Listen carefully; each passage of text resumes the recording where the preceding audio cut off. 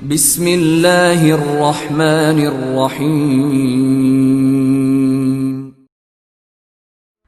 سامعین سے گزارش کی جاتی ہے کہ ہمارے دونوں چینلز کے پلیٹ فارم سے جتنی بھی آڈیو بکس کی ریکارڈنگ کمپلیٹ ہو چکی ہے اسے خود بھی سنیں اور زیادہ سے زیادہ شیئر کرنے کی کوشش کریں، اور ہمارے سوشل میڈیا پلیٹ فارم کے لنکس ڈسکرپشن میں دیے گئے ہیں، ہمیں سبسکرائب اور فالو ضرور کریں تاکہ آپ کو ضروری اپڈیٹس ملتے رہیں، اور ہماری ٹیم کی فنانشیل سپورٹ کے لیے پیٹریون کی لنک ضرور چیک کریں۔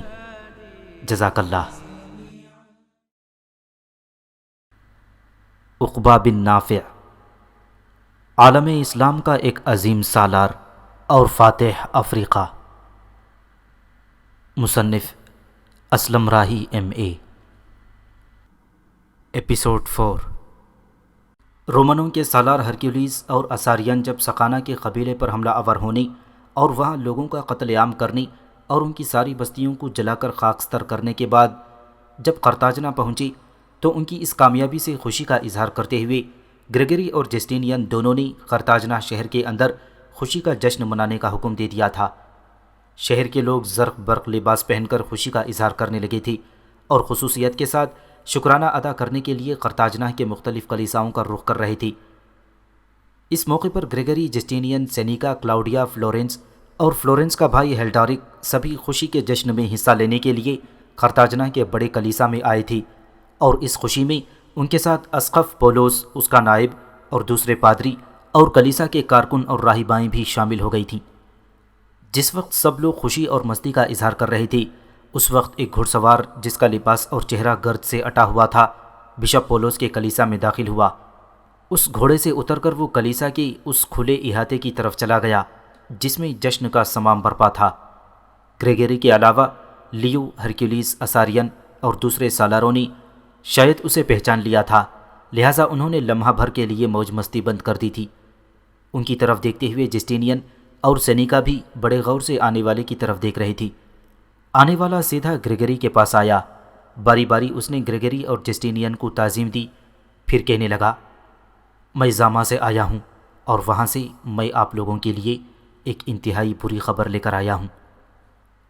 اس کے بعد آنے والے شخص نے اپنی چھاتی پر لٹکتی ہوئی سلیب درست کرتے ہوئے زاما پر عقبہ بن نافع اور اس کے سالاروں کے حملہ آور ہونے، وہاں جس قدر رومنوں کا لشکر تھا اسے تحقیق کرنے اور وہاں سے سارے اونٹ، گھوڑے اور خوراک کے لیے استعمال ہونے والی بھیڑ بکریاں اور دوسرے جانور، اور جس قدر وہاں اناج خورد و نوش تھا اور دیگر سامان اور جنگ میں کام آنے والا سامان تھا، وہ مسلمانوں کے لے جانے کی تفصیل کہہ دی تھی۔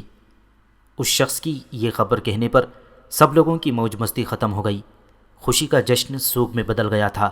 سب سے پہلے سینیکا نے اپنے رد عمل کا اظہار کیا، باری باری اس نے گریگری اور اپنے بڑے سالاروں کی طرف دیکھا، پھر کہنے لگی، ہمیں بربروں کے سردار سقانہ کی بستیوں پر حملہ آور ہونے کے بعد کیا ملا؟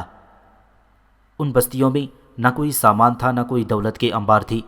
یہ درست ہے کہ ہم نے وہاں حملہ آور ہو کر مسلمانوں کا قتل عام کیا ہے، ایسا کر کے ایک طرح سے ہم نے لیو کی شکست کا بدلہ لیا ہے، اور بربروں کے سردار سقانہ کے تحت جس قدر بستیاں تھیں انہیں جلا کر خاکستر کر دیا، لیکن لیو کی شکست کا انتقام تو ہم پھر بھی نہ لے سکے، اس لیے کہ مسلمانوں نے جو زاما میں جوابی کارروائی کر دی ہے، میں سمجھتی ہوں وہ ہماری عسکری قوت کے لیے ایک بڑا ہی چیلنج اور ہمارے سالاروں کے منہ پر تمانچہ ہے۔ میں نہیں جانتی کہ زاما کے اندر کس طرح کا سامان تھا اور وہاں کتنے لشکری تھے، لیکن یقیناً وہاں ہمارے وسیع ذخائر تھے، لہٰذا زاما کا خاصا نقصان ہوا ہوگا۔ اس موقع پر جب جسٹینین سوالیہ سے انداز میں گریگری کی طرف دیکھنے لگا تب گریگری دکھ بھرے انداز میں بول اٹھا، میری بیٹی سینیکا کا کہنا درست ہے، زاما پر جو مسلمانوں نے حملہ آور ہو کر کارروائی کی ہے اس سے ہمیں خاصا نقصان اٹھانا پڑا۔ وہاں نہ صرف ہمارے ہزاروں جنگجو تھے اور ہزاروں ہی کی تعداد میں گھوڑے، اونٹ اور لشکریوں کے لیے خوراک میں استعمال ہونے والے جانور تھے، اس کے علاوہ خوراک کے وسیع ذخائر اور جنگ میں استعمال ہونے والا اسلحہ بھی تھا۔ گریگری کی اس تفصیل پر جسٹینین کی گردن جھک گئی تھی۔ سینیکا، کلاؤڈیا، فلورنس بھی افسوس کا اظہار کر رہی تھیں۔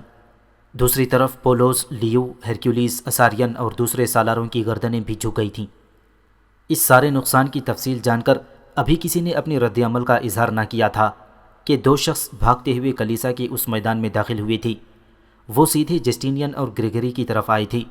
پھر پھولی ہوئی سانس میں کہنے لگی، ہم ان 5 جہازوں کے ساتھ آ رہی تھی جو قسطنطنیہ سے قرطاجنہ کی خوراک کے ذخائر کے علاوہ ضروریات کا دوسرا سامان لا رہی تھی، لیکن سمندر میں آندھیوں کے باعث طوفان اٹھ کھڑا ہوا اور وہ 5 کے 5 جہاز یہاں سے لگ بھگ 15-20 فرسنگ مشرق کی طرف ساحل پر چڑھ کر ریت میں دھس گئے ہیں۔ کشتیاں بھی ریت پر چڑھ گئی تھیں، لیکن ہم نے انہیں سمندر میں اتارا اور اس حادثے کی اطلاع دینے کے لیے آپ کے پاس چلے آئے ہیں۔ ان جہازوں میں چند محافظ دستے اور زیادہ تر ملاح ہیں، اور 5 کے 5 جہاز جو ساحل پر چڑھ کر ریت میں دھس پڑے ہیں وہ سب سامان سے لدے ہوئے ہیں۔ ہماری آپ سے گزارش ہے کہ ان جہازوں اور سامان کی حفاظت کا اہتمام کیا جائے۔ اگر مسلمانوں کو ان جہازوں کی خبر ہو گئی تو وہ یقیناً حملہ آور ہو کر نہ صرف جہاز بلکہ سارے سامان پر قبضہ کر لیں گے۔ یہ خبر سن کر وہاں کھڑے سب لوگ ایک طرح سے سناٹے میں آ گئی تھی۔ کچھ دیر خاموشی رہی، اس کے بعد جسٹینین بڑے دکھ اور افسوس کا اظہار کرتے ہوئے کہنے لگا، اس میں میری بھی غلطی ہے۔ جس وقت میں کمک لے کر آ رہا تھا اس وقت میرے پاس اچھا خاصا لشکر تھا۔ میرے باپ اور دیگر سالاروں نے کہا بھی تھا کہ میں وہاں ٹھہر جاؤں اور رسد کے سامان کے جہاز میرے ساتھ ہی روانہ کر دیے جائیں گے۔ میں نے اس طرف آنے میں عجلت اور جلدی سے کام لیا ہے، لہٰذا میں نے کہا کہ سامان رسد جہازوں کو بعد میں قرطاجنہ پہنچا دیا جائے۔ میں پہلے جانا چاہتا ہوں۔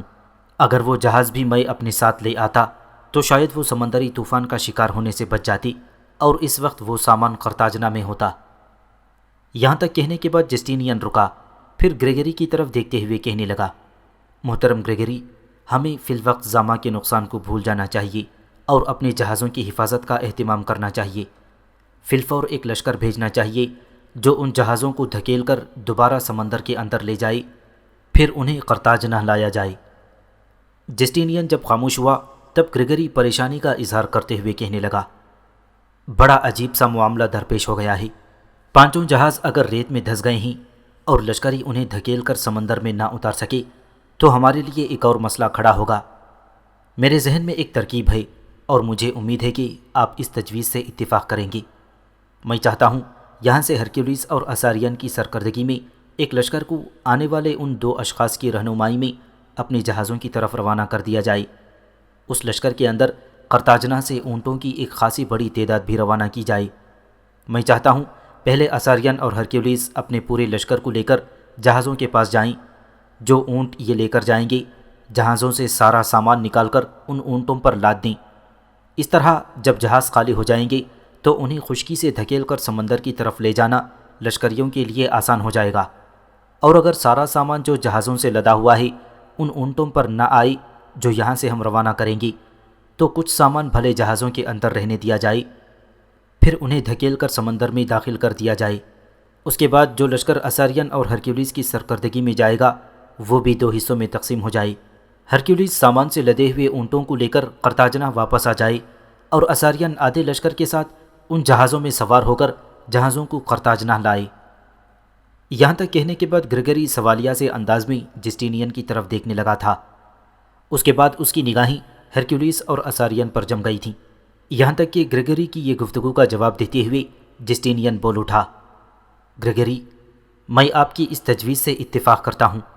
میرے خیال میں ہرکیولیس اور اساریان کو وقت ضائع کیے بغیر اپنے جہازوں کی طرف روانہ ہو جانا چاہیے۔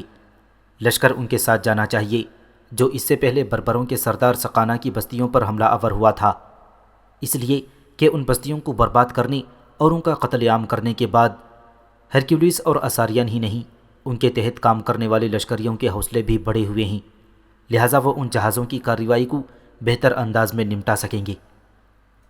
جسٹینین کی اس تجویز سے لیو، ہرکیولیس اور اساریان کے علاوہ بشپ پولوس اور گریگری نے بھی اتفاق کیا تھا، لہٰذا موج مستی کی وہ محفل ختم کر دی گئی۔ سب کلیسا سے نکل گئے، اونٹوں کی ایک بڑی تعداد کا اہتمام کیا گیا۔ اس کے بعد اپنے لشکر کو لے کر ہرکیولیس اور اساریان دونوں جہازوں کی اطلاع دینے والی 2 اشخاص کے ساتھ سفر کر رہے تھے۔ الجیم کے سمندری ساحل کی طرف جاتے ہوئے جس وقت عقبہ بن نافع، محمد بن اوس اور نعیم بن حماد اپنے لشکر کے آگے آگے اپنے گھوڑوں کو سرپٹ دوڑا رہے تھے، نعیم بن حماد نے عقبہ بن نافع کو مخاطب کرتے ہوئے کہنا شروع کیا، امیر محترم، الجیم پہنچنے سے پہلے ہمیں دشمن کے متوقع حملے سے بچنے کے لیے منصوبہ بندی کر لینی چاہیے۔ امیر محترم، جو ہی کشتیوں میں جانے والے ملاح قرطاجنہ میں جہازوں کی خشکی پر چڑھنے کی خبر دیں گے تو رومن وقت ضائع کیے بغیر ضرور ایک دستہ جہازوں کی طرف روانہ کریں گے، لہٰذا اس لشکر کو ہمیں راستے ہی میں روک دینا چاہیے۔ یہ نہ ہو جس وقت ہم ان جہازوں کو سامان سے خالی کر رہے ہوں یا ان کی توڑ پھوڑ میں مصروف ہوں تو دشمن کا لشکر اچانک ہم پر حملہ آور ہو کر ہمیں ناقابل تلافی نقصان پہنچائے۔ یہاں تک کہنے کے بعد نعیم بن حماد جب خاموش ہوا تب لمحہ بھر کے لیے عقبہ بن نافع نے کچھ سوچا، پھر نعیم کو مخاطب کرتے ہوئے کہا، ابن حماد، تم کیا چاہتے ہو؟ ہمیں کیا کرنا چاہیے؟ امیر محترم، میں چاہتا ہوں لشکر کو 2 حصوں میں تقسیم کر دیا جائے۔ ایک دستے کو جہازوں سے سامان اتارنے اور جہازوں کی توڑ پھوڑ میں مصروف رکھا جائے، دوسرے دستے کو جہازوں سے چند میل مغرب کی طرف ریت کے اونچے ٹیلوں کی اوٹ میں چھپا دیا جائے، اور جب رومنوں کا لشکر ساحل کے ساتھ ساتھ ان جہازوں کا رخ کرے اور ان ٹیلوں کے پاس آئے جہاں ہمارے لشکر نے گھات لگا رکھی ہوگی تو ہمارے لشکر کو چاہیے کہ ان پر تیز تیر اندازی کریں اور انہیں چھلنی کر کے رکھ دیں۔ اس کے بعد بچے کچے رومن جب جہازوں کی طرف جائیں گے، اتنی دیر تک جہازوں کے پاس جو دستہ ہوگا وہ بھی ان کا مقابلہ کرنے کے لیے تیار ہو جائے گا۔ لشکر کے جس حصے میں رومنوں پر تیر اندازی کی ہوگی، جب رومن وہاں سے گزر جائیں گے تو وہ بھی اپنے گھوڑوں پر سوار ہو کر ان کے پیچھے ہو لیں گے۔ اس طرح ہمارے لشکر کا ایک حصہ سامنے کی طرف سے اور دوسرا پیچھے کی طرف سے رومنوں پر حملہ آور ہوگا تو رومنوں کو اپنے سامنے سوائے شکست اور ناکامی کے کچھ نہیں دکھائی دے گا۔ یہاں تک کہنے کے بعد نعیم بن حماد رکا، اس کے بعد غور سے اپنی اس تجویز کا رد عمل جاننے کے لیے عقبہ بن نافع کی طرف دیکھنے لگا۔ عقبہ بن نافع نے اس موقع پر غور سے محمد بن اوس کی طرف دیکھا، پھر اسے مخاطب کر کے کہنے لگا، ابن اوس میرے بھائی، جو تجویز ابن حماد نے کہی تم نے بھی سنی اور میں نے بھی، اب تم کہو کہ اس سلسلے میں تم کیا تجویز پیش کرتے ہو؟ عقبہ بن نافع کے ان الفاظ کے جواب میں لمحہ بھر کے لیے محمد بن اوس کے چہرے پر ہلکا سا تبسم نمودار ہوا تھا، پھر وہ کہنے لگا، امیر محترم، جو تجویز نعیم بن حماد نے پیش کی ہے اچھی ہے، اس پر عمل کر کے دشمن کو نقصان بھی پہنچایا جا سکتا ہے، لیکن اس میں ہمیں بھی خاصے بڑے نقصان کا خطرہ ہے، لہٰذا میں پوری طرح اس کی تائید نہیں کرتا۔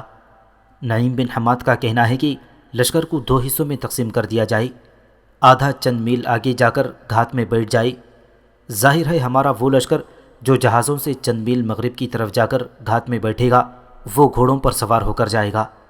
اگر انہوں نے گھات میں بیٹھ کر آنے والے رومنوں پر تیر اندازی کرنی چاہی تو پھر گھوڑوں کو کہاں چھپایا جائے گا؟ رومن جب ساحل کے ساتھ ساتھ آئیں گے تو ہزاروں گھوڑوں کو دیکھ کر وہ چونکیں گے، وہ جان جائیں گے کہ ضرور ان کے خلاف کوئی خطرہ منڈلا رہا ہے۔ اس بنا پر وہ سمندر کا ساحل چھوڑ کر اس طرف آ جائیں گے جہاں گھوڑے کھڑے ہوں گے۔ اس موقع پر ہمارا لشکر 2 حصوں میں تقسیم ہو چکا ہوگا، لہٰذا یہ بھی ممکن ہے کہ ہمارے جس لشکر نے وہاں گھات لگا رکھی ہو وہ رومنوں کی راہ روکنے میں ناکام ہو، اس لیے کہ کوئی خبر نہیں کہ رومن کتنا بڑا لشکر ان جہازوں کی حفاظت کے لیے روانہ کرتے ہیں، اور اگر ان رومنوں نے گھوڑوں کو دیکھ کر محتاط ہوتے ہوئے ہمارے اس لشکر پر حملہ کر دیا، اس کو نقصان پہنچایا، تو پھر آدھا وہ لشکر جو جہازوں سے سامان اتارنے اور جہازوں کی توڑ پھوڑ میں مصروف ہوگا اسے بھی رومنوں کی طرف سے خطرات لاحق ہو جائیں گے۔ لہٰذا میں سمجھتا ہوں کہ یہ تجویز ناقابل عمل ہے، ہمارے اپنے لشکر کے نقصان کا بڑا خدشہ اور اندیشہ ہے۔ محمد بن اوس کے ان الفاظ پر نعیم بن حماد نے بڑے تعریفی اور توصیفی انداز میں اس کی طرف دیکھا، یہاں تک کہ عقبہ بن نافع نے محمد بن اوس کو مخاطب کیا، ابن اوس، جو کچھ تم نے کہا ہے میں اس سے اتفاق کرتا ہوں، لیکن یہ بتاؤ کہ تم کیا چاہتے ہو؟ اس کے ساتھ ہی عقبہ بن نافع نے نعیم بن حماد کی طرف دیکھا اور شاید اسے دل آزاری سے بچانے کے لیے کہنے لگا، ابن حماد، جو کچھ ابن اوس نے کہا ہے تم اس سے اتفاق کرتے ہو؟ نعیم بن حماد مسکرایا اور کہنے لگا، امیر محترم، اتفاق نہ کرنے کا سوال ہی پیدا نہیں ہوتا، قسم کعبے کے رب کی، جو تجویز میں نے پیش کی ہے اور اس میں جو خامیاں میرے بھائی ابن اوس نے نکالی ہیں وہ درست ہیں۔ واقعی اگر ہم کوئی لشکر تیر اندازی کرنے کے لیے اور گھات میں بٹھانے کے لیے بھیجتے ہیں تو اس لشکر کے گھوڑوں کو چھپانا مشکل ہو جائے گا، لہٰذا میرے خیال میں میری پیش کی ہوئی تجویز قابل عمل نہیں۔ اس سلسلے میں اپنے بھائی محمد بن اوس کی تعریف کرتا ہوں کہ انہوں نے صحیح راستے کی طرف میری رہنمائی کی ہے۔ نعیم بن حماد کا جواب سن کر عقبہ بن نافع خوش ہو گیا تھا۔ پھر اس نے محمد بن اوس کو مخاطب کیا، ابن اوس میرے بھائی، اب تم کہو تم کیا چاہتے ہو، ہمیں دشمن سے کس طرح نمٹنا چاہیے؟ عقبہ بن نافع کے اس سوال پر کچھ دیر خاموش رہ کر محمد بن اوس کچھ سوچتا رہا، پھر کہنے لگا، جہاں تک میرا خیال ہے یا جہاں تک میرے ذہن میں ترکیب آتی ہے، اس کے مطابق پورے لشکر کو پہلے ان 5 جہازوں کے پاس جانا چاہیے، جہازوں کا جائزہ لینا چاہیے۔ ہمارے مخبروں نے بتایا ہے کہ 5 بڑے بڑے جہاز ہیں جو سامان سے لدے ہوئے ہیں۔ اب ہمارے لشکریوں کے پاس جس قدر گھوڑے ہیں وہ جہازوں میں کھڑے کر دیے جائیں گے، اور وہ اونٹ جو ہمارے ساتھ ہیں انہیں ان گھوڑوں کے پیچھے چھپا کر ان کے گھٹنے باندھ دیے جائیں گے۔ اس کے بعد لشکر کے 3 حصے کر دیے جائیں۔ جہاں تک 2 حصوں کا تعلق ہے تو یہ دونوں حصے جہازوں سے سامان اتارنے کے ساتھ ساتھ جہازوں کی توڑ پھوڑ کا کام بھی شروع کر دیں۔ تیسرے حصے کا فیصلہ جہازوں کے پاس پہنچ کر کیا جائے گا۔ اگر ان جہازوں کے قریب ہی ساحل کے ساتھ ریت کے ٹیلے ہوئے تو تیسرے حصے کو ان ریت کے ٹیلوں کے پیچھے بٹھا دیا جائے گا جو جہازوں کے بالکل قریب ہی ہوں گے، اور وہ رومنوں کے لشکر کا انتظار کریں گے۔ رومنوں کا لشکر جب ساحل کی طرف سے جہازوں کی طرف آئے گا تو سب سے پہلے نعیم بن حماد ہی کی تجویز کے مطابق وہ رومنوں پر تیر اندازی کریں گے اور ان کی کافی تعداد کو چھلنی کر کے رکھ دیں گے۔ اس موقع پر اگر رومنوں نے ہمارے گھات میں بیٹھے ہوئے تیر اندازوں پر حملہ کرنے کی کوشش کی تو اس وقت تک جہازوں کے پاس کام کرنے والے دونوں حصے بھی اپنے گھوڑوں پر سوار ہو کر حرکت میں آ جائیں گے اور ایک بارگی رومنوں پر حملہ کر دیا جائے گا۔ اگر ہم ایسا کرنے میں کامیاب ہو جائیں تو میرے اپنے اندازے کے مطابق ہماری فتح یقینی ہوگی اور رومنوں کے حصے میں بدترین شکست آئے گی۔ یہاں تک کہنے کے بعد محمد بن اوس رکا، پھر فیصلہ کن انداز میں وہ عقبہ بن نافع کی طرف دیکھتے ہوئے کہنے لگا، امیر محترم، یہ صرف میری طرف سے ایک تجویز ہے۔ جس طرح میرے عزیز بھائی نعیم کی تجویز ناقابل عمل ہو سکتی ہے، اسی طرح میری تجویز میں خامیوں کی وجہ سے بھی ناقابل عمل قرار دیا جا سکتا ہے۔ بہرحال جو فیصلہ آپ کریں گے ہمارے لیے وہی بہتر ہوگا۔ عقبہ بن نافع نے جواب میں مسکراتے ہوئے اپنا گھوڑا محمد بن اوس کے قریب لے جاتے ہوئے اس کی پیٹھ تھپ تھپائی، پھر کہنے لگا، میرے عزیز، ایسی کوئی بات نہیں، آخری فیصلہ موقع واردات پر جا کر ہی کریں گے۔ اس کے ساتھ ہی عقبہ بن نافع کے کہنے پر انہوں نے اپنے گھوڑوں کو ایڑ لگاتے ہوئے ان کی رفتار تیز کر دی تھی۔ پھر لشکر نے بھی اپنی رفتار میں تیزی پیدا کر لی اور اسی تیزی کے ساتھ اونٹ بھی حرکت میں آتے ہوئے بڑی تیزی سے ان راستوں کو ناپنے لگے تھے۔ جب وہ اس جگہ پہنچے جہاں رومنوں کے 5 جہاز خشکی پر چڑھ کر ریت میں دھسے ہوئے تھی تو ان جہازوں کے آس پاس کچھ مسلح دستے کھڑے ہوئے تھے۔ وہ مسلح دستے عقبہ بن نافع کے لشکر کو آتے دیکھ کر چونکے تھے۔ عقبہ بن نافع، محمد بن اوس اور نعیم بن حماد نے بھی دیکھ لیا تھا کہ محافظ دستے جہازوں کی حفاظت کے لیے سامنے کھڑے ہیں، لہٰذا آپس میں صلاح مشورہ کرنے کے بعد ایک ساتھ انہوں نے تکبیریں بلند کیں۔ اس کے بعد تکبیروں کی گونج میں عقبہ بن نافع، محمد بن اوس اور نعیم بن حماد اپنے لشکریوں کے ساتھ رگوں میں زہر گھول دینے والی قضا کے رقص دمام کی طرح ان رومنوں پر حملہ آور ہو گئے تھے۔ عقبہ بن نافع اور اس کے ساتھی صحرا کے ایک ایک ٹیلے، دشت کے ایک ایک ذرے پر اپنی شجاعت کے نقوش اور فقید النظیر فرید الدہر جرأت مندی کی تحریریں رقم کرنے لگے تھے۔ جہازوں کے وہ محافظ تھوڑی دیر بھی مسلمانوں کے سامنے نہ ٹھہر سکے، ان کا مکمل طور پر خاتمہ کر دیا گیا اور لاشوں کو گھسیٹ کر ایک طرف کر کے ان کے اوپر مٹی ڈال دی گئی تھی۔ اس کام سے فارغ ہونے کے بعد عقبہ بن نافع کچھ دیر تک ایک ٹیلے پر کھڑے ہو کر مغرب کی طرف دیکھتا رہا، پھر محمد بن اوس کو مخاطب کر کے کہنے لگا، ابن اوس میرے بھائی، اب کہو کیا کرنا چاہتے ہو؟ جواب میں ابن اوس مسکرایا اور کہنے لگا، میرے عزیز بھائی، یہ دیکھیں سامنے ہمارے مغرب میں ریت کے کافی بڑے بڑے ٹیلے ہیں، انہی ٹیلوں کی اوٹ میں اپنے لشکر کو ایک حصہ تیروں سے لیس کر کے بٹھا دیں گے۔ میرے خداوند نے چاہا تو یہ تیر انداز ایک طرح سے رومنوں کے لشکر کی اکثریت پر چھید کر کے رکھ دیں گے۔ ویسے اس موقع پر امیر محترم، میں ایک اور تجویز دینا چاہتا ہوں۔ یہ ٹیلے دور نہیں ہیں، میں چاہتا ہوں پہلے پورا لشکر جہازوں سے سامان اتارنے اور ان کی توڑ پھوڑ میں مصروف ہو جائے، اور پھر جب ہمیں مغرب سے کسی لشکر سے آنے کی اطلاع ملے تب لشکر کا تیسرا حصہ ٹیلوں کے پیچھے گھات میں چلا جائے۔ امیر محترم، راستے میں نے اپنی تجویز ادھوری چھوڑ دی تھی، اب میں مزید یہ کہنا چاہتا ہوں کہ ایک حصے کو تو ہم تیروں سے لیس کر کے ٹیلوں کے پیچھے گھات میں بٹھا دیں گے، باقی 2 حصے اپنے کام میں لگے رہیں گے، لیکن جب رومنوں کا لشکر آئے گا اور ہمارے تیر انداز ان پر تیر اندازی کریں گے تو زیادہ رومن اپنی جانیں بچا کر اپنے جہازوں کی طرف بھاگیں گے۔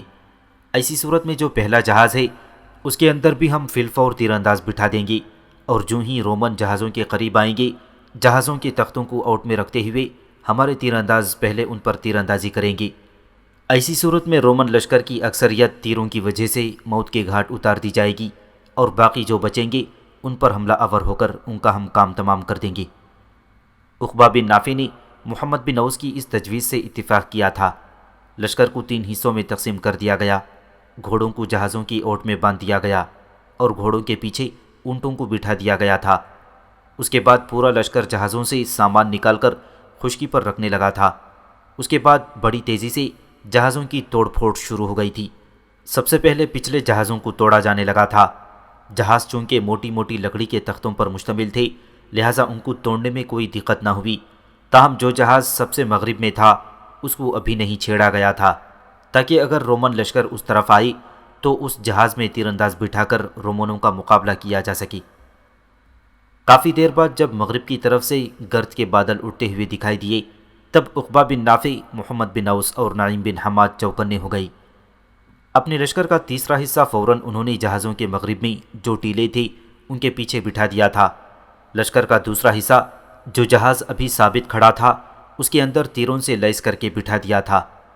لشکر کا تیسرا حصہ اپنے گھوڑوں پر سوار ہونے کے لیے بالکل مستعد اور تیار کھڑا تھا۔ تھوڑی دیر بعد ساحل سمندر پر رومنوں کا لشکر نمودار ہوا۔ لشکر کی کمانداری ہرکیولیس اور اساریان کر رہے تھے۔ ہرکیولیس کے علاوہ اساریان اور ان کے لشکریوں کے حوصلے بڑے بلند تھے، اس لیے کہ وہ اس سے پہلے سقانہ کی بستیوں کے اندر کامیاب کارروائی کر چکے تھے۔ ہرکیولیس اور اساریان بڑی برق رفتاری سے ساحل کی طرف جہازوں کا رخ کر رہے تھے۔ جب وہ جہازوں کے قریب آئی تب ان پر قیامت اتر پڑی۔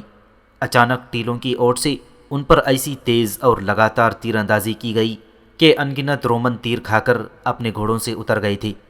ان رومنوں کے پیچھے پیچھے اونٹوں کا ایک بہت بڑا کاروان آ رہا تھا، تاہم بچنے والے رومن تیروں کی بوچھاڑ سے بچتے ہوئے بڑی تیزی سے جہازوں کی طرف بڑھنا شروع ہو گئے تھے۔ لیکن ان کی دوسری بدبختی اس وقت شروع ہوئی جب جہازوں کے قریب گئے۔ سامنے جو جہاز سالم کھڑا تھا اس کے اندر سے بھی ان پر تیر اندازی کی گئی کہ آگے بڑھتے ہوئے رومن رک گئے تھے۔ اس کے بعد اچانک عقبہ بن نافع، محمد بن اوس اور نعیم بن حماد اپنے لشکر کو لے کر نکلے اور رومنوں پر حملہ آور ہو گئے۔ اس حملے کو رومنوں نے اپنے لیے ناگہانی موت سمجھا۔ اتنی دیر تک جہازوں کے اندر جو مسلمان لشکری تھے وہ بھی باہر نکل آئے اور وہ بھی اپنے گھوڑوں پر سوار ہو کر رومنوں پر ٹوٹ پڑی تھی۔ یہ ساری کارروائی کیونکہ رومنوں کی توقع اور امید کے بالکل خلاف تھی، لہٰذا وہ زیادہ دیر تک مسلمانوں کا مقابلہ نہ کر سکے۔ آخر شکست اٹھا کر بھاگ کھڑے ہوئی۔ ہرکیولیس اور اساریان کی یہ بدترین شکست تھی۔ ان کے لشکر کی اکثریت تو پہلے ہی تیروں سے تباہ ہو کر رہ گئی تھی۔ کچھ کا عقبہ بن نافع، محمد بن اوس اور نعیم بن حماد نے حملہ آور ہو کر خاتمہ کر دیا تھا، اور بچے کچے لشکر کو ہرکیولیس اور اساریان لے کر جدھر سے آئے تھے ادھر سے بھاگ گئے۔ عقبہ بن نافع، محمد بن اوس اور نعیم نے ان کا تعاقب کیا، اس لیے کہ انہوں نے رومنوں کے پیچھے پیچھے اونٹ بھی آتے دیکھ لیے تھے۔ رومن اپنے اونٹوں کو بھول گئے۔ اس وقت وہ اپنی جانیں بچانے کی فکر میں تھی۔ کچھ دور تک ان کا تعاقب کیا گیا۔ جب عقبہ بن نافع نے دیکھا کہ بھاگنے والے رومن اب ان کے لیے بے ضرر ہیں، تب اپنے لشکر کے ساتھ وہ پلٹا۔ جو اونٹ رومن ساتھ لے کر آئے تھے ان پر بھی قبضہ کر لیا گیا اور انہیں بھی جہازوں کے پاس لا کر بٹھا کر ان کے گھٹنے باندھ دیے گئے۔ اس کے بعد اپنے پورے لشکر کے ساتھ عقبہ بن نافع پھر اپنے کام میں لگ گیا تھا۔ اب عقبہ بن نافع کے پاس اونٹوں کی تعداد دگنی ہو گئی تھی۔ جہازوں کے اندر سے جس قدر سامان نکالا گیا تھا وہ سب سے پہلے عقبہ بن نافع نے اپنے اونٹوں پر لاد لیا تھا۔ اس کے بعد رات گئے تک جو جہاز توڑے گئے تھے ان سے جو تختے حاصل ہوئے تھے ان تختوں کو رسوں کے ساتھ باندھ کر ان اونٹوں کے کجاووں کے ساتھ باندھ دیا گیا تھا جو رومن ساتھ لے کر آئے تھے، تاکہ ان تختوں کو صحرا کے اندر گھسیٹتے ہوئے قیروان تک لے جا سکیں۔ ان اونٹوں میں کچھ پر رومنوں کا خورد و نوش کا سامان بھی لدا ہوا تھا، وہ بھی عقبہ بن نافع کے ہاتھ لگ گیا تھا۔ اس طرح عقبہ بن نافع نہ صرف ان جہازوں میں لدا ہوا سامان حاصل کرنے میں کامیاب ہوا تھا بلکہ جہازوں کے تختے بھی اپنے ساتھ قیروان لے جانے میں کامیاب ہو گیا تھا۔ ہرکیولیس اور اساریان جب اپنے بچے کچے لشکر کو لے کر قرطاجنہ پہنچے تو قرطاجنہ پہنچنے پر جب ان کی شکست اور رومن لشکر کے بڑے حصے کے مارے جانے کی اطلاع پھیلی تو قرطاجنہ شہر کے اندر ایک سوگ سا برپا ہو کر رہ گیا تھا۔ اپنی ان پے در پے شکستوں اور مسلمانوں کے ہاتھوں اپنے نقصان کو سامنے رکھتے ہوئے گریگری اور جسٹینین مسلمانوں پر بڑا اور جان لیوا حملہ کرنے کے لیے منصوبہ بندی کرنے لگے تھی۔ دوسری طرف عقبہ بن نافع، محمد بن اوس اور نعیم بن حماد سامان سے لدے ہوئے جانوروں کے ساتھ قیروان پہنچے۔ قیروان شہر سے باہر زہیر بن قیس، حنس بن عبداللہ، صالح بن حریم، سقانہ اور اردیہ کے حکمران کسیلہ کے علاوہ دوسرے چھوٹے بڑے سالاروں نے خوشی کا اظہار کرتے ہوئے بہترین استقبال کیا تھا۔ وہ اونٹ جو سامان سے لدے ہوئے تھے انہیں تو عقبہ بن نافع نے نعیم بن حماد کی نگرانی میں شہر کے اندر بھیج دیا تھا، اور جو اونٹ لکڑیوں کے تختے گھسیٹتے ہوئے لائے تھے انہیں شہر سے باہر روک دیا تھا۔ اس موقع پر عقبہ بن نافع نے سقانہ کو مخاطب کیا، سقانہ، سب سے پہلے مجھے اپنے قبیلے کے ان لوگوں کے پاس لے چلو جو رومنوں کے قتل عام سے بچ کر لٹے پیٹے یہاں پہنچے ہیں۔ میرا ان سے ملنا ضروری ہے اور انہیں میرے متعلق شکایت اور شکوے بھی ہوں گے۔ سقانہ، تم نے انہیں بتا دیا تھا کہ میں ایک مہم کے لیے نکلا ہوں، واپسی پر ان سے ملاقات کروں گا۔ عقبہ بن نافع جب خاموش ہوا تب سقانہ بڑی عقیدت اور ارادت مندی سے کہنے لگا، امیر محترم، آپ اس سلسلے میں فکر مند کیوں ہوتے ہیں؟ میں نے اپنے علاقے کے لوگوں کو بالکل مطمئن کر دیا ہے، انہیں آپ کی اس مہم کا بھی پتہ چلا ہے۔ اب جو انہیں خبر ہوگی کہ آپ اپنی مہم میں کامیاب لوٹے ہیں اور آپ ان سے ملنے آ رہے ہیں تو میں آپ کو یقین دلاتا ہوں کہ ان کی خوشیوں کی کوئی انتہا نہ رہے گی۔ سقانہ کی اس گفتگو سے عقبہ بن نافع مطمئن اور خوش ہو گیا تھا۔ پھر سقانہ کے علاوہ محمد بن اوس، زہیر بن قیس، کسیلہ اور دیگر سالاروں کے ساتھ عقبہ بن نافع اس سمت جا رہا تھا جہاں سقانہ کے قبیلے کے لوگوں کو رکھا گیا تھا۔ قیروان شہر سے باہر خیموں کا ایک چھوٹا سا شہر آباد کر دیا گیا تھا جس کے اندر سقانہ کے لوگوں کو رکھا گیا تھا۔ وہاں کے لوگوں کو جب پتہ چلا کہ عقبہ بن نافع اور دیگر سالار رومنوں کے خلاف اپنی مہم سے کامیاب لوٹے ہیں اور عقبہ بن نافع اور دوسرے سالار ان کی احوال پرسی کے لیے آ رہے ہیں، تب ان لوگوں کی خوشی کی کوئی انتہا نہ تھی۔ سب لوگ، کیا مرد، کیا عورتیں، کیا بوڑھے، کیا بچے، سب اپنے خیموں سے نکل کر خوشی کا اظہار کرتے ہوئے عقبہ بن نافع اور دوسرے سالاروں کا استقبال کرنے لگی تھی۔ جب سب لوگ عقبہ بن نافع کے گرد جمع ہو گئے تب عقبہ بن نافع انہیں مخاطب کر کے کہنے لگا، میرے عزیز ساتھیوں، ماؤں، بہنوں، بھائیوں، رومنوں نے تم لوگوں پر حملہ آور ہو کر جو تمہیں نقصان پہنچایا ہے اس کے لیے میں انتہا درجے کا معذرت خواہ ہوں۔ ہماری بدبختی کہ رومنوں کی اس مہم جوئی کی خبر ہمارے مخبر ہمیں بر وقت نہ دے سکی، اور ویسے بھی اس وقت میں رومنوں کے خلاف زامہ کی مہم پر گیا ہوا تھا۔ سقانہ بھی میرے ساتھ تھا، تمہارے قبیلے کے سارے جنگجو بھی ہمارے ساتھ تھے۔ اگر وہ قبیلے میں ہوتی تو شاید یہ حملہ رومن اس طرح منمانی نہ کر پاتی۔ بہرحال میں ایک بار پھر معذرت خواہ ہوں۔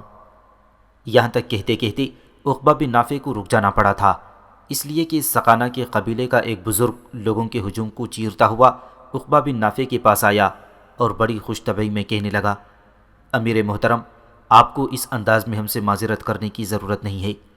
امیر محترم، ہم نے اس سے پہلے ان صحراؤں میں خوشیوں کو ریزہ ریزہ، سایوں کو پارا پارا، یہ رومن جو ہم پر ہلاکت خیزی کی قوت اور فنا کے گھاٹ اتارتی طاقت کی طرح حملہ آور ہوئے ہیں، تو اس سے ہمارے عزائم اور ہمارے ارادوں میں اور پختگی اور ایک جہتی پیدا ہو گئی ہے۔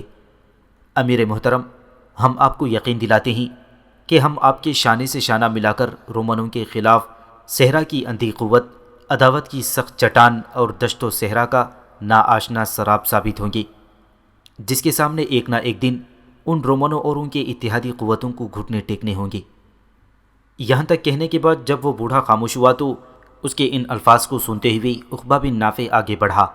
اس بوڑھے بربر کو اس نے اپنے ساتھ لپٹا لیا تھا، اس کی پیشانی کئی بار چومی، پھر اسے مخاطب کرتے ہوئے خوشی کا اظہار کرتے ہوئے کہنے لگا، میں تم لوگوں کی صبر، تم لوگوں کے حلم اور تم لوگوں کی برداشت اور شجاعت کو سلام پیش کرتا ہوں۔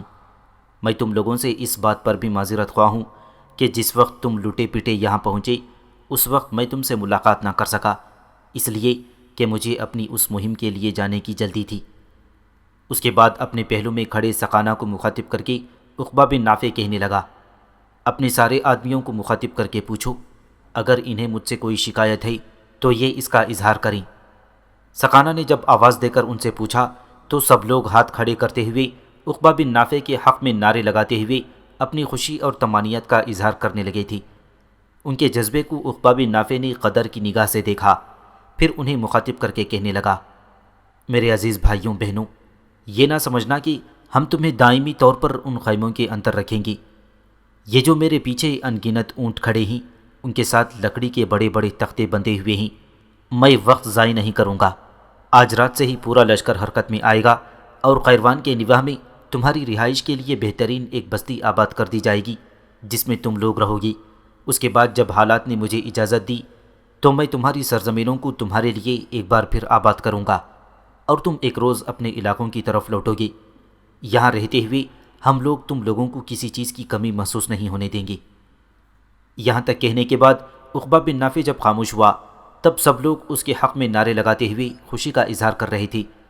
پھر عقبہ بن نافع سقانہ کا ہاتھ پکڑ کر ایک طرف لے گیا اور چلتے چلتے بڑی رازداری میں اسے مخاطب کر کے کہنے لگا، سقانہ، میں جس موضوع پر تم سے گفتگو کرنے لگا ہوں اس موضوع پر میں راستے میں محمد بن اوس اور نعیم بن حماد کے ساتھ تفصیل کے ساتھ گفتگو کر چکا ہوں۔ اب تک رومنوں کے ساتھ ہماری چھوٹی موٹی مہمیں ہوتی رہی ہیں، اب میں اپنی پوری طاقت اور قوت کو استوار کر کے رومنوں کے خلاف اپنی اصل کارروائیوں کی ابتدا کروں گا۔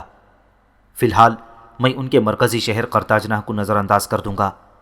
قرطاجنہ کے ارد گرد جو ان کے شہر ہیں ان پر حملہ آور ہونا شروع کروں گا۔ اس کے بعد رومنوں کی جو اتحادی قوتیں ہیں ان پر ضرب لگاؤں گا۔ سقانہ، میرا ارادہ ہے کہ الجیم سے لے کر فاس اور طنجہ تک جس قدر علاقہ ہے اسے اسلامی مملکت میں شامل کیا جائے۔ میں جانتا ہوں اس کے لیے ہمیں بہت سی قوتوں سے ٹکرانا پڑے گا۔ ان قوتوں میں رومن ہیں، گوت ہیں، وندال ہیں، ہن اور گول ہیں۔ اس کے علاوہ بربروں کا سالار برانس ہے جو اپنے پاس ایک بہت بڑی قوت رکھتا ہے، اور پھر قفقاہ کا بادشاہ ایلیکس ہے۔ یہی نہیں بلکہ 4-5 شہروں پر قابض یہاں کے پارسی اور مجوسی ہیں جن کی بہت بڑی قوت ہے، اور پھر زاب کی سلطنت ہے، غمارہ کا بادشاہ بلیان ہے۔ ان سب سے ہمیں نمٹنا ہوگا۔ خداوند نے چاہا تو ان ساری قوتوں کو ایک روز اپنے سامنے زیر کر کے الجیم سے لے کر طنجہ تک سارے علاقوں کو مسلمانوں کا مطیع اور فرما بردار بنا کر رکھ دیں گے۔ سقانہ، میں جانتا ہوں یہ بڑا کٹھن، مشکل اور وقت طلب کام ہے، لیکن ہم نے بہرحال اسے کرنا ہے۔ سقانہ، یہ گفتگو میں علیحدگی میں تم سے کر رہا ہوں کہ وہاں کسیلہ ہے۔ کسیلہ پر میں کسی قسم کا اعتبار نہیں کرنا چاہتا اور ساتھ ہی اس کی دل شکنی بھی نہیں کرنا چاہتا، اس لیے کہ وہ بظاہر مسلمان ہے، لہٰذا ظاہری طور پر ہم اس کے خلاف کوئی کارروائی نہیں کر سکتے۔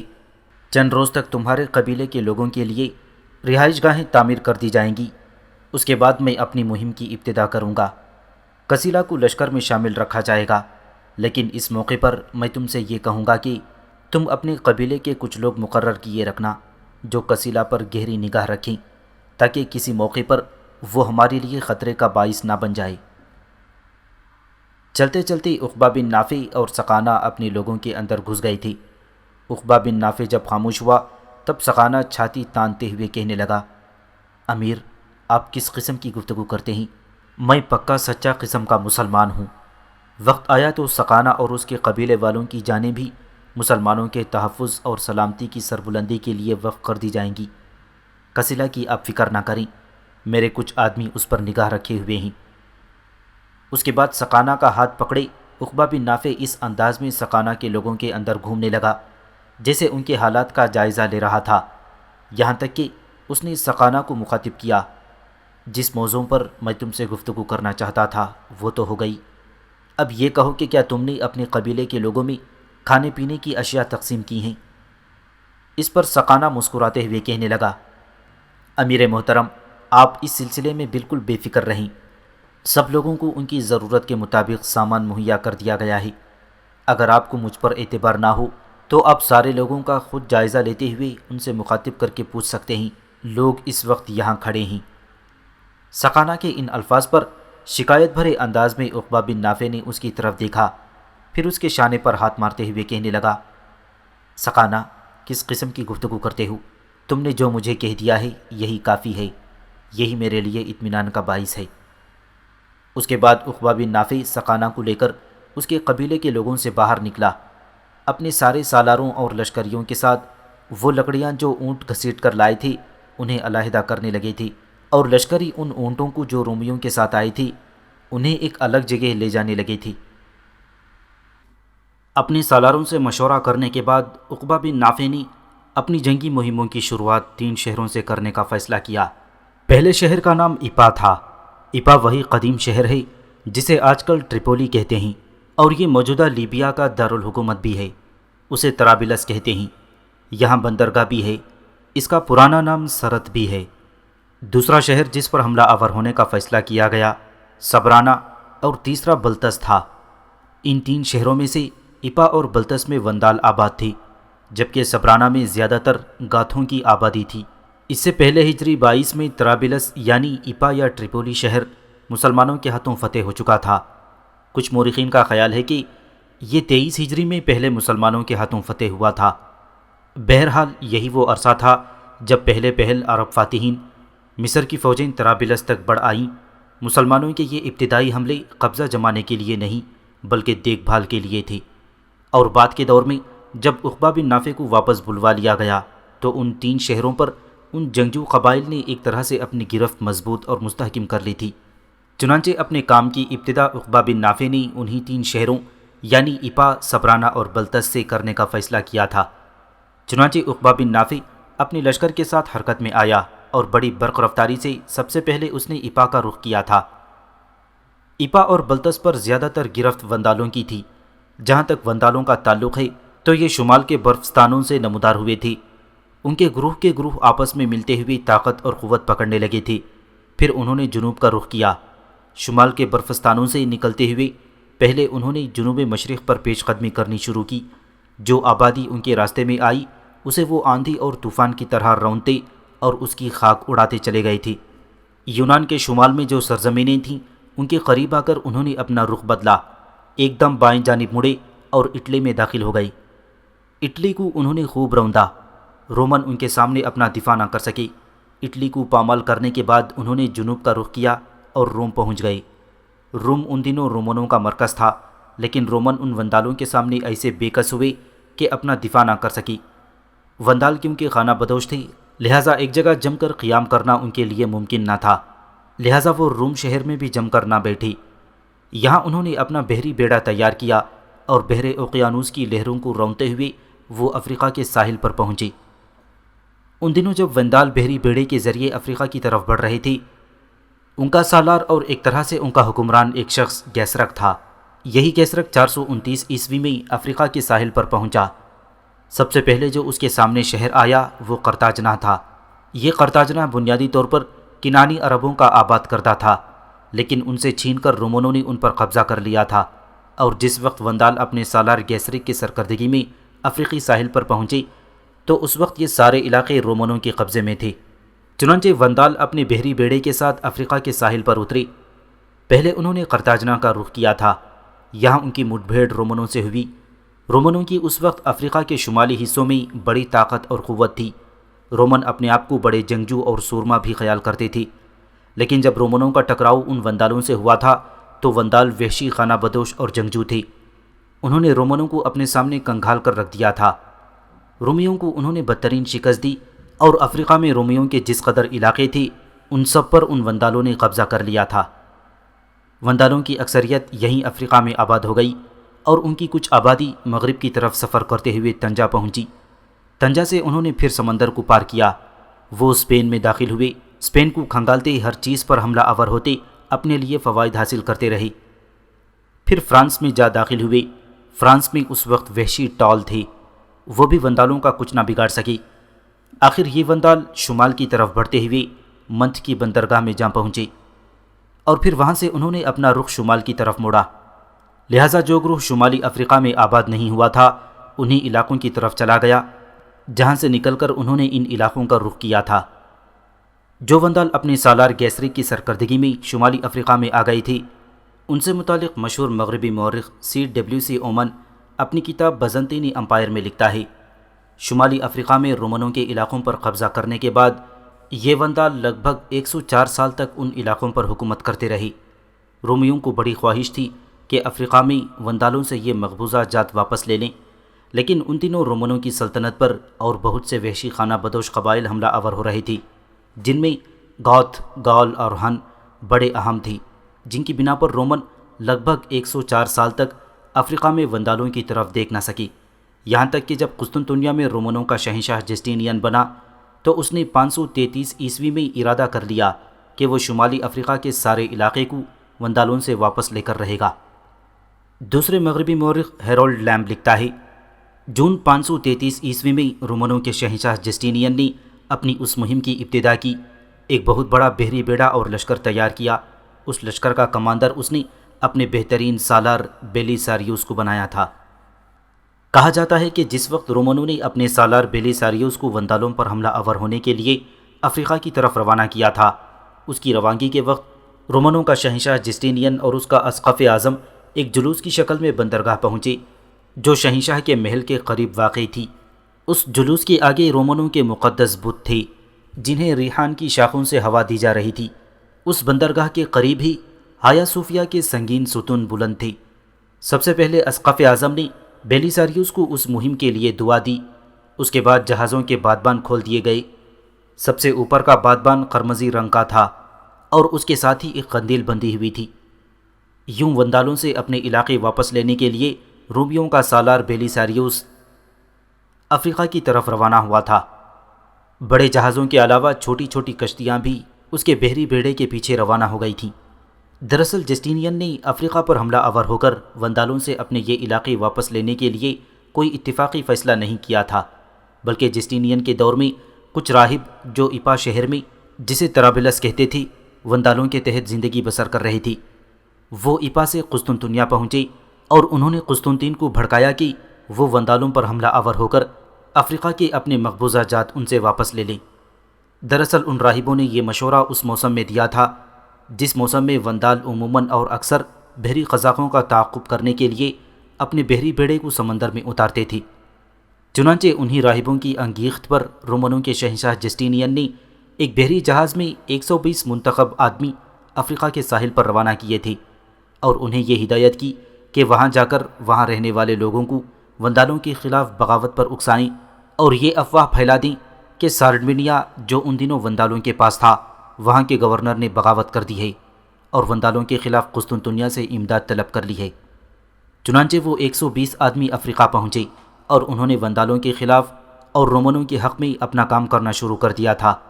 اس کے بعد جلد ہی جسٹینین نے اپنے سالار ساریوس کو وندالوں پر حملہ آور ہونے کے لیے افریقہ کی طرف روانہ کر دیا تھا۔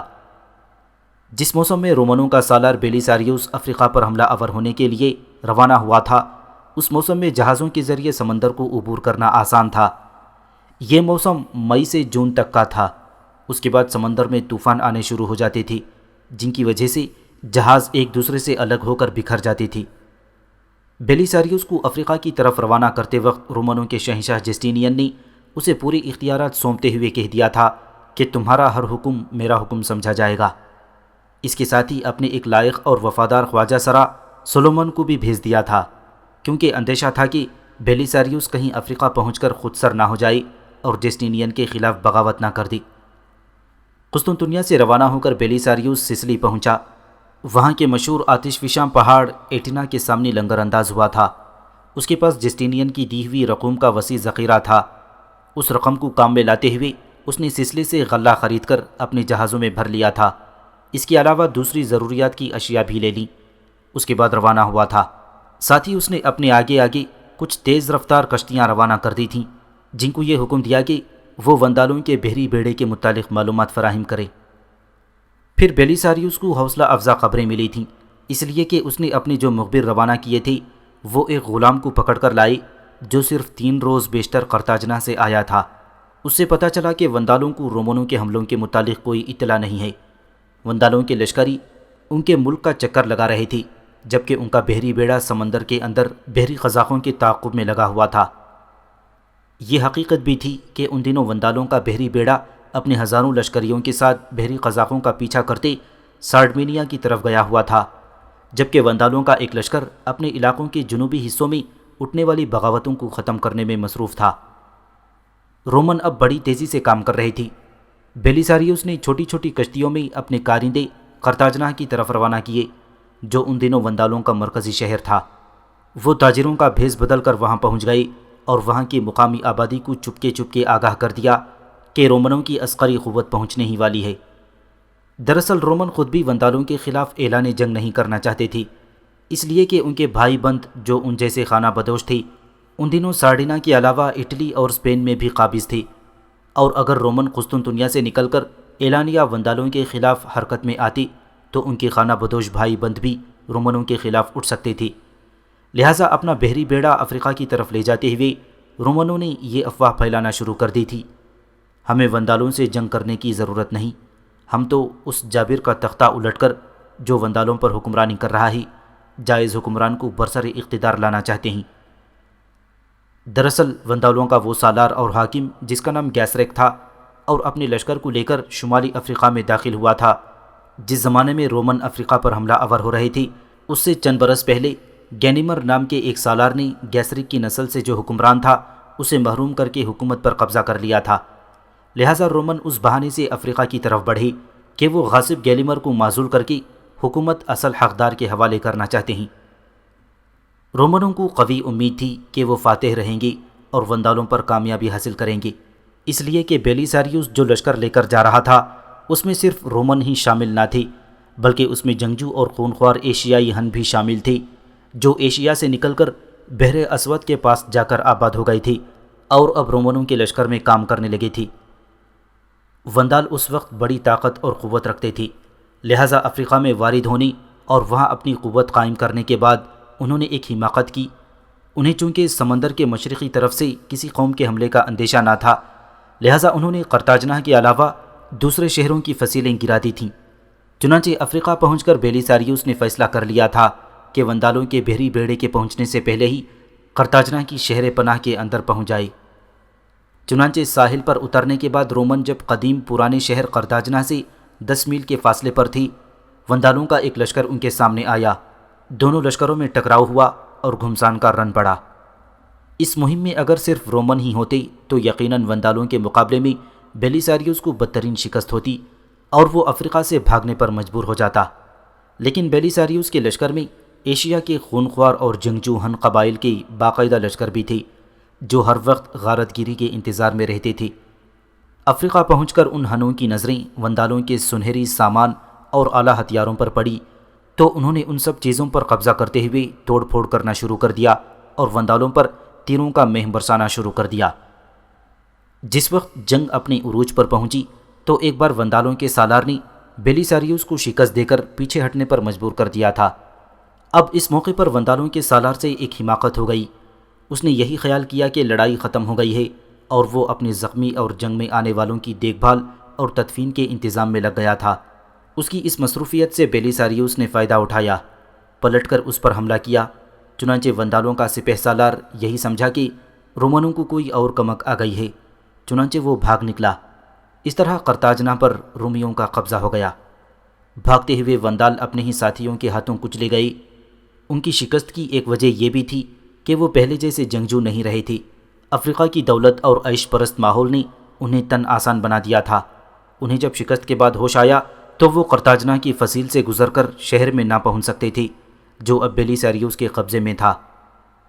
موسم سرما میں بیلیساریوس نے ان کی لشکرگاہ پر شدید حملے کیے اور ان کا سالار پہاڑوں میں بھاگ گیا۔ یوں جنگ ختم ہو گئی۔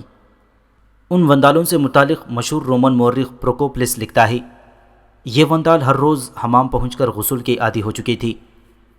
خشکی اور تری کی بہترین اشیاء خوردنی ان کے دسترخوانوں میں موجود ہوتی تھیں۔ وہ سنہرے زیور اور ایرانی ریشم پہنتے تھے اور گھوڑ دوڑ میں وقت صرف کرتے یا شکار کھیلتے رہتے۔ عمرہ اپنے باغوں میں پرتکلف عورتوں کا اہتمام کرتے، جہاں رقص و سرور کی محفلیں گرم ہوتیں اور بھانڈ نقلیں اتارتے۔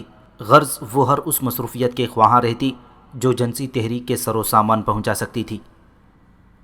وندالوں کا بحری بیڑا سارڈینا سے اس وقت پہنچا جس وقت ان کے مرکزی شہر قرطاجنہ پر رومنوں کا قبضہ ہو چکا تھا، لہٰذا وہ بحری بیڑا بندرگاہ پر رومنوں کے قبضے کو دیکھ کر گھبرا گیا۔ بیلیساریوس اور اس کے لشکریوں کی خوش قسمتی کہ انہوں نے وندالوں کے اس بحری بیڑے پر بھی قبضہ کر لیا تھا۔ جب قرطاجنہ کی فتح کی خبر بیلیساریوس نے اپنے شہنشاہ جسٹینین کو بھیجی تو اس نے حکم دیا کہ سمندر میں جس قدر جزیرے ہیں اور ساحل پر جس قدر بڑی بڑی بندرگاہیں ہیں ان سب پر قبضہ کر لیا جائے۔ چنانچہ بیلیساریوس نے کارسیکا، سارڈینا اور طرابلس یعنی ایپا پر بھی اپنے پرچم لہرا دیے تھے۔ چنانچہ جب جہاز رانی کا موسم آیا تو بیلیساریوس نے بیک وقت خشکی اور تری کی مہم کا انتظام کیا اور رومن لشکر مغرب تک پھیل گیا تھا۔ اس طرح بحر اوقیانوس رومن سلطنت کے تسلط میں چلا گیا۔ وندالوں کو شکست دینے کے بعد رومن ایپا یعنی طرابلس، بیزاسیم یعنی مشرقی تیونس اور مشرقی الجزائر، مارتانیہ یعنی مغربی الجزائر اور مراکش سب پر قبضہ کر لیا تھا۔ یوں افریقہ کے ان علاقوں پر جہاں پہلے کبھی رومنوں کی حکومت تھی اور بعد میں وندالوں نے قبضہ کر لیا تھا، ان پر دوبارہ قبضہ کرنے کے بعد وہاں ایک حاکم مقرر کر دیا گیا۔ ان وندالوں پر حملہ آور ہونے سے جس قدر اشیاء ملی تھیں انہیں بحری بیڑے میں لاد کر بیلیساریوس افریقہ سے قسطنطنیہ کی طرف روانہ ہو گیا تھا۔ اہل قسطنطنیہ نے جس گرم جوشی سے اپنے سالار بیلیساریوس کا خیر مقدم کیا، اس کی وجہ سے جسٹینین کے دل میں حسد کی آگ بھڑک اٹھی، تاہم اس نے بیلیساریوس کی اس کامیابی کو برداشت کر لیا۔ افریقہ سے آتے ہوئے بیلیساریوس اپنے ساتھ وندال حکمران اور شہزادے بھی ساتھ لایا جنہیں زنجیریں پہنا رکھی تھیں، اور ان کے پیچھے اونٹ تھے جن کی پیٹھیں نہایت قیمتی مال و متاع سے بھری ہوئی تھیں۔ اس اونٹ میں ہیکل سلیمانی کے تبرکات رکھے ہوئے تھے جو یروشلم سے یہاں پہنچے تھے اور وہاں سے وندال لوٹ کر افریقہ لے گئے تھے۔ ان تبرکات میں شاخہ شمادان، نظر کی روٹیوں کی میز، یہ 12 روٹیاں ہوا کرتی تھیں جو صبح کو ہیکل میں رکھ دی جاتی تھیں، شہادت کا صندوق اور سرپوش اور کچھ دیگر تبرکات تھے جو اس صندوق میں رکھے ہوئے تھے۔ شمالی افریقہ کے علاقوں پر قبضہ کرنے کے بعد وندالوں نے چونکہ پہلے سے آباد وندالوں اور گاتھوں کا قتل عام نہیں کیا تھا اور جن علاقوں میں وہ آباد تھے انہیں علمداری میں آباد رہنے کے لیے چھوڑ دیا تھا، چنانچہ عقبہ بن نافع اپنے لشکر کے ساتھ مہموں کی ابتدا کرنے کے لیے جن 3 شہروں کی ابتدا کر رہا تھا ان میں سے ایپا یعنی طرابلس پر تو وندالوں کی گرفت تھی، جبکہ تیسرا شہر وحشی اور جنگجو گاتھوں کی گرفت میں تھا۔